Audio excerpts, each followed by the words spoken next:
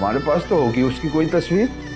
अरे अल्लाह का नाम मानो सरवर भाई, अल्लाह अल्लाह करके तो जान छूटी है। अब मैं उसकी तस्वीरें संभाल के रखूंगी? अगर कोई होगी भी ना नौरीन ने जला डाली होगी।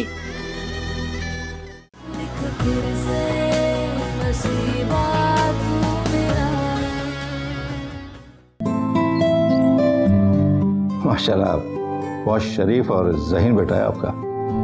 फैसल को देख के यकीन नहीं होता कि आज के दौर में इतने शरीफ लड़की मौजूद है। ये तो परवरिश की बात है भाई साहब। बच्चे तो कच्ची मट्टी की मानिंद होते हैं, जिस शक्ल में ढालो ढल जाते हैं। सही कहा भाई साहब आपने। सच पूछे तो आपसे मिलने की दिली ख्वाहिश थी कि इतने शरीफ और फरमाबरदार इंसान का बाप होने के बाद आप कैसा महसूस करते हैं?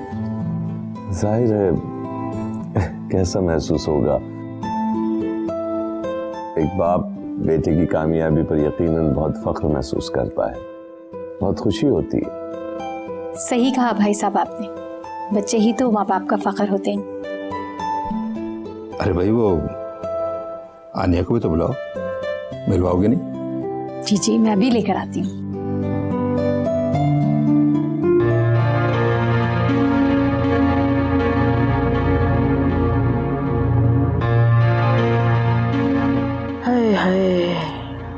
रेहाना, 3 हफ्ते गुजर गए मतीन को गए हुए इस दुनिया से। किसी ने दुकान की खबर तक नहीं। वो कमबख्त मनूस कारीगर, उसने भी उस दिन से आके खबर ही नहीं। ठीक कह रही हो अम्मा।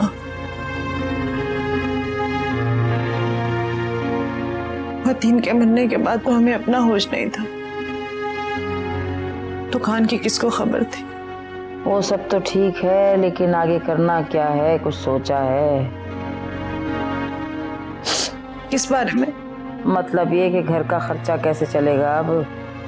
हाँ अम्मा, मेरी तो समझ में खुद कुछ नहीं आ रहा। अरे मैं तो कहती हूँ दुकान को फिलहाल किराए पे चढ़ा दे। अरे अब बिलाल तो छोटा है, वो तो जाकर दुकान पे बैठते चला, और हम रही औरतें, हम भी दुकान नहीं देख सकते। तो किराए पे चढ़ा के जो खर्चा आएगा उससे घर चला ले। हाँ अम्मा, तो बिल्कुल ठीक कह रही है। कल ही बुलाती हूँ उस लड़के को, सारा करती हूँ हिसाब किताब, और साथ ये भी कहती हूँ कोई किराएदार ढूंढते हैं। रेहाना, बल्कि मैं तो कह रही हूँ कोई अच्छा सा लड़का देख के अपनी नौरीन के हाथ भी पीले कर दें। मतीन भी नहीं रहा, खुदा जाने क्या लिखा है हमारी किस्मत। ऐसी मनहूस थी कमबख्त नो के जाते जाते अपनी किस्मत की चाप हमारे पे छोड़ गई। हाँ अम्मा, उस दिन मोहल्ले की औरतों की बातें सुन के मैं तो डर सी गई। जिस लड़की की 2 बार मंगनी टूट चुकी हो, उससे कौन करेगा शादी? अरे ऐसी बातों को लेके तू क्यों परेशान हो रही है? देखना इंशाअल्लाह हमारी नौरीन के लिए आतिफ से अच्छा लड़का मिलेगा। किसके लिए लड़का देखने की बात हो रही है? तेरे रिश्ते की बात हो रही है, और किसके? इसकी कोई जरूरत नहीं है। मैं आप दोनों को पहले भी बता चुकी हूँ कि मैं आतिफ के अलावा किसी और से शादी नहीं करूंगी। और जब किस्मत ने उसको मेरी झोली में डाल दिया है तो आप लोग क्यों इनकार कर रहे हैं? नौरीन, तुम पागल तो नहीं हो गई हो? वो सारी जिंदगी के लिए माजूर हो चुका है, चल नहीं सकेगा। ऐसे शख्स के साथ सारी जिंदगी कैसे गुजारोगी? बिल्कुल गुजार लूंगी, और आप ज्यादा परेशान मत हो, ये मेरा मसला है। कैसी बातें करती है लड़की? तेरा मसला हमारा मसला नहीं है क्या? है हद हो गई। कैसे कैसे अरमान देखे थे, कैसी कैसी दिल में ख्वाहिशें थी कि नौरीन की शादी ऐसे करेंगे वैसे करेंगे, सब टप। इसकी फिक्र मत करें आप, आपके सारे अरमान सारी खुशियां सब पूरी होंगी। लेकिन मेरी बच्ची, वो लड़का तेरे काबिल नहीं रहा। नानी, आप तो सब कुछ जानती हैं ना, फिर भी ये कह रही हैं? मैं आप दोनों को साफ साफ बता दूं, मैं आतिफ के अलावा किसी और से शादी नहीं करूंगी। इस लड़की का दिमाग तो बिल्कुल ही चल गया, क्या करे?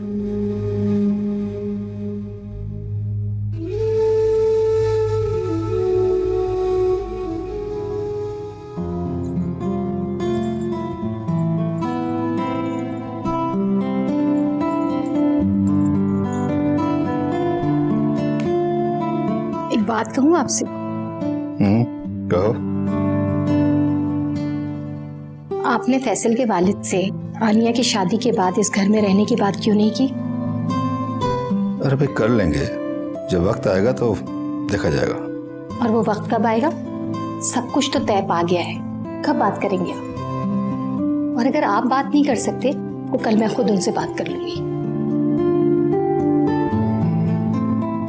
एक तो आनिया की शादी के बाद इस घर में रहने की मंतक मेरी समझ में नहीं आती। लोग क्या कहेंगे, खानदान वाले क्या कहेंगे कि इतना बड़ा खानदान छोड़कर ऐसा लड़का मिला है जिसका अपने घर तक नहीं।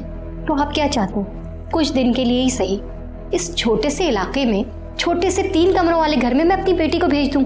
ऐसा सोचेगा भी नहीं। नाजो पली है मेरी बच्ची, इतनी तकलीफ मैं उसको नहीं दे सकती। कैसे एडजस्ट करेगी? आप उसकी नेचर को बहुत अच्छी तरह जानते। अरे तो भाई कौन कह रहा है ऐसा सब कुछ? मैं फैसल को घर लेकर दे रहा हूँ ऑफिस की तरफ से। वो सब ठीक है, मगर मेरी ख्वाहिश है कि मेरी बेटी शादी के बाद मेरी नजरों के सामने इस घर में रहे, और आनिया भी यही चाहती है। तो माँ बेटी की मंतक मेरी समझ में तो नहीं आती। वो हरगिज़ राजी नहीं होंगे इस बात पे। फैसल के वालिद साहब बहुत सख्त रख रखाव वाले इंसान मालूम होते हैं। उनकी बातचीत से, रवैये से अंदाजा हो रहा था कि वो इस बात पे कभी भी राजी नहीं होंगे। राजी नहीं होते तो ना सही, मुझे कोई फर्क नहीं पड़ता। आप एक बार बात तो करके देखिए उनसे। बल्कि रहने दीजिए, मैं कल खुद ही उनसे बात कर लूंगी। देखो, मैंने फैसल को दामाद बनाने का फैसला इसीलिए किया था कि वो दामाद नहीं हमारा बेटा बनकर रहा है। इसीलिए मैं उसको अलग घर लेकर भी दे रहा हूँ। बाकी तुम उसके वाले साहब से बात करके देख लो, अगर वो राजी हो जाए तो।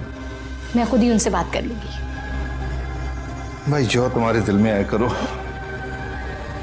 मुझे तो आ रही नींद, मैं तो चला सोऊंगा।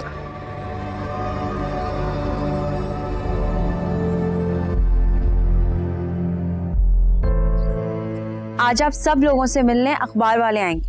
क्यों बाजी? आप लोगों का इंटरव्यू करने। वो लोग आप लोगों से कुछ सवालात पूछना चाहते हैं, जैसे कि आप लोग यहाँ रहते कैसे हैं, यहाँ पर आप लोगों को कोई तकलीफ या परेशानी तो नहीं। आप लोगों ने परेशान नहीं होना और ना ही घबराना है। बस जैसे वो सवालात करें, हिम्मत से उनके सवालात का जवाब देना है। समझ आ गई? जी बात सही है। अब आप लोग अपना काम कीजिए।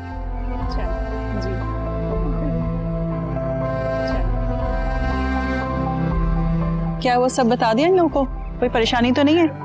जी सब बता दो, आप परेशान नहीं, परेशान नहीं हूँ, बस थोड़ा सा फिक्र रहती है। तुम तो जानती हो ना, अखबार वालों को राई का पहाड़ बना लेते हैं। वो लोग बस आने ही वाले होंगे, तुम जल्दी से तैयारी करवा लो बाकी की।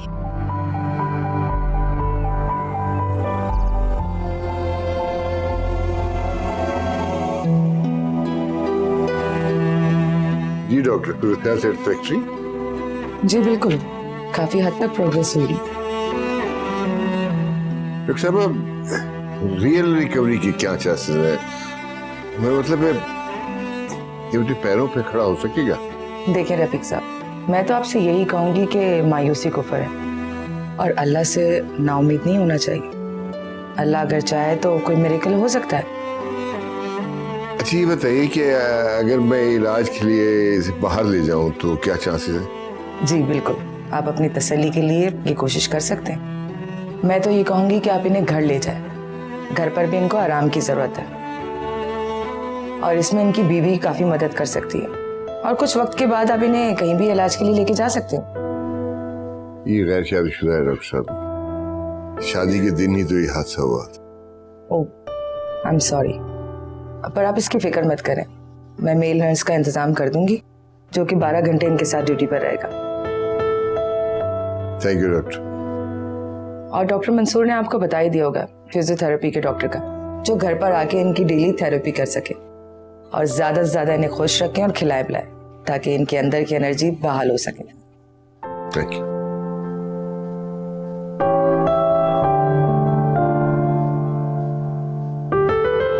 चलो जी, घर की तैयारी। जी आंटी, आप क्या लेंगी? चाय, कॉफी? नहीं बेटा, किसी तकल्लुफ की जरूरत नहीं है। मैं तो तुम्हारे अब्बा से मिलने आई थी, और एक जरूरी बात थी, वो करने आई थी। अरे हाँ हाँ, क्यों नहीं बहन जी, बताएं। खैरियत? सब खैरियत है भाई साहब। आनिया हमारी इकलौती औलाद है। हमने बड़े नाजों और लाडों से पाला है उसे, और जो कुछ भी हमारा है वो सब आनिया का है। कभी किसी चीज की कमी हमने उसे महसूस ही नहीं होने दी।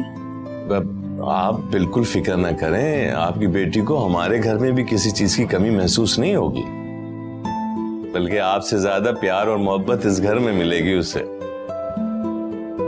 जी भाई साहब, आप बिल्कुल बजा फरमा रहे हैं, लेकिन इसकी जरूरत नहीं पड़ेगी। मैं समझा नहीं, क्या मतलब? मेरा मतलब है कि शादी के बाद आनिया और फैसल इस घर में नहीं, हमारे घर में रहेंगे, हमारे साथ। मतलब घर दामाद बन के ये कैसे हो सकता है? क्यों नहीं हो सकता? वैसे भी शादी के बाद हम बाहर सेटल हो रहे हैं और उस घर में आनिया और फैसल ही रहेंगे।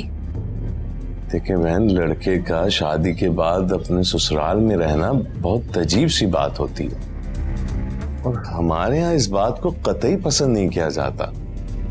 भाई साहब, ये सब पुराने वक्तों की बात है।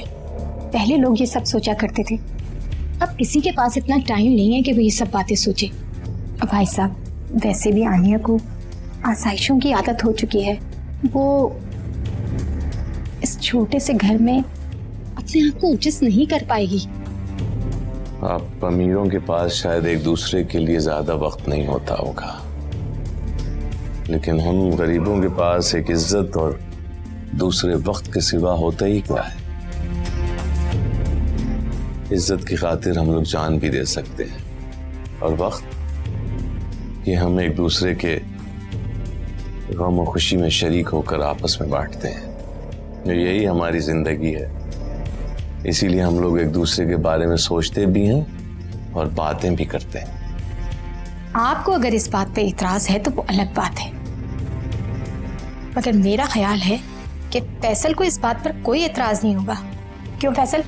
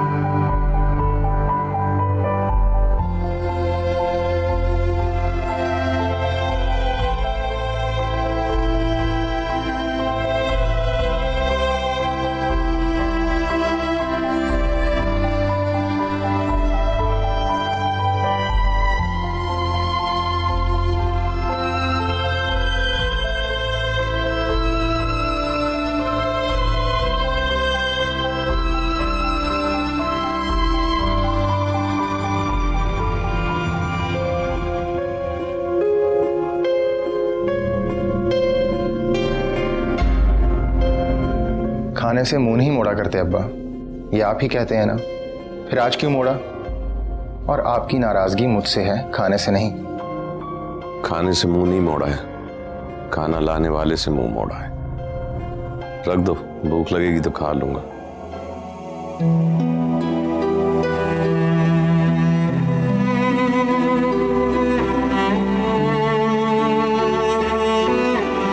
अब्बा प्लीज, अब बस भी करेंगे गुस्सा? आप इतनी सी बात पर इतना नाराज हो रहे हैं। इतनी सी बात तुम्हें ये इतनी सी बात लगती है? घर दामाद होने का मतलब जानते हो? हमारे माशरे में ऐसे शख्स को नाकारा, बेगैरत और न जाने क्या क्या कहा जाता है। तुम ऐसा सोच भी कैसे सकते हो फैसल? मुझे हैरानी है कि तुमने इतनी आसानी से उन लोगों को हाँ भी कर दी। मैं तुम्हें ऐसा करने की इजाजत कभी भी नहीं दे सकता। तो उस लड़की से शादी करना है तो शौक से करो, लेकिन शादी के बाद वो लड़की इसी घर में आएगी, हमारे साथ रहेगी। अब्बा मैं आपको पहले भी बता चुका हूं कि कंपनी वो घर मुझे मुफ्त में नहीं दे रही है, और प्रमोशन के बाद मुझे घर तो मिलना ही था ना, बस उसकी जगह वो मुझे अपना घर दे रहे हैं, तो इसमें क्या बुराई है। और अगर मेरी जगह कोई और सीईओ की कुर्सी पर बैठता तो उसे भी कंपनी घर और गाड़ी देती ना। तो तुम्हें इसमें कोई बुराई नजर नहीं आती? दूसरा घर देना और तुम्हारा शादी के बाद उसी घर में जाकर रहना तो अलग अलग बातें। लोग तो यही कहेंगे ना कि तुम उनके घर दामाद हो, किस किस को बताते फिरेंगे कि तुम्हें वो घर कंपनी ने प्रमोशन के बाद दिया है। आप खामखा पता नहीं क्या क्या सोच रहे हैं। और आपको क्या लगता है कि मैं अनोखा हूं जो ये सब कर रहा हूं? हमारे जैसे मिडिल क्लास लोगों की लाइन लगी है। मैं नहीं तो मेरी जगह कोई और आनिया से शादी कर लेता, और मैं उसी कंपनी में, उसी छोटे से कैबिन में, उसी कुर्सी पर बैठा ये सब देखता रहूंगा। नहीं अब्बा, मुझसे ये सब नहीं होगा। मैं अपने हिस्से की खुशियां, अपने हिस्से की कामयाबियां किसी और की तरफ जाता नहीं देख सकता। अब्बा प्लीज, जहां आपने मेरी इतनी बातें मानी हैं वहां ये भी मान लें। और मुझे पता है कि अगर आज अम्मा जिंदा होती तो मुझे आपको मनाना ना पड़ता। शायद तुम ठीक कह रहे हो, तुम्हें मुझको मनाने की कोई जरूरत नहीं है। तुम्हारे जी में जो है वही करो। मैं अब तुम्हें नहीं रोकूंगा। तुम्हारी कामयाबियां, तुम्हारी खुशियां तुमको मुबारक हो। मेरा क्या है, जिंदगी का आखिरी पहर चल रहा है, न जाने कब बुलावा आ जाए। जिंदगी का आखिरी पहर ढल रहा है। मतलब आप फिर इस रिश्ते से राजी हैं? मैं अभी जाकर अंकल को बताता हूँ, वो बहुत खुश होंगे।